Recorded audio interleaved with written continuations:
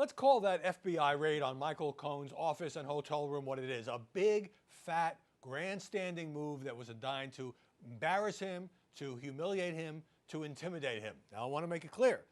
Of course, the FBI has a right to obtain documents, computer records, whatever, as part of a criminal investigation. This wasn't a break-in, as President Trump called it. The Bureau had to go to a federal judge with a search warrant and get approval to do that. But, that kind of, almost figuratively bursting down the door is usually done with hardened criminals. Cohen has been cooperating with the Bob Mueller investigation. He has turned over thousands of pages of documents.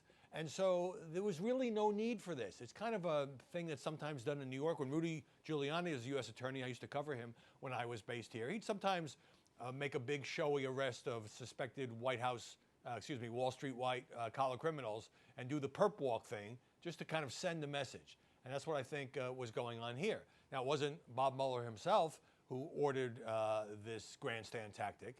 Technically, he had kicked that part of the investigation over to the U.S. attorney here in Manhattan. But at the same time, apparently, there are reports that the U.S. attorney recused himself and that it was the deputy attorney general, Rod Rosenstein, who also got criticized by the president the other day, who authorized that raid. Now, as everyone knows, this is at least in part about the $130,000 payment to Stormy Daniels before the election. It was obviously hush money. Cohen says to me that he was trying to help his friend and client, protect him from embarrassment, whether the allegations were true or not, and not influence the campaign. There were reports in the New York Times and the Washington Post that he's under investigation for bank fraud, among other possible crimes. But it really rankled me the way in which this was done. But, it really sort of shocked a lot of people, but particularly the president. And then on his side, his reaction was so angry when he was sitting there. Remember, he's gathered the military leaders and national security officials to advise him on what to do, whether to strike Syria in retaliation for the chemical attack. And he's going off and he's calling this, likening it to an attack on our country. Well, however heavy-handed the tactics may have been, it wasn't an attack on our country. It was part of a criminal investigation lawfully authorized by his own deputy attorney general, who Trump appointed. And so when the president says witch hunt, okay, we've heard that before.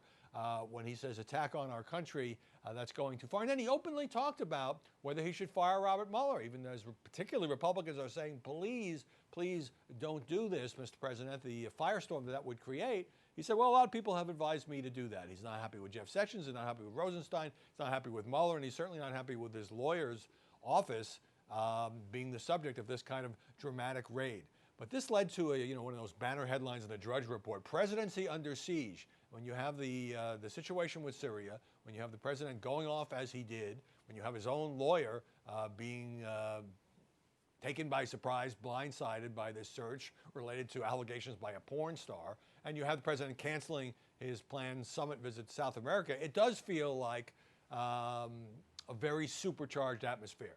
So again, I was troubled by the tactics, but the Mueller investigation, Mueller or his designees in the FBI are acting with legal approval to do this.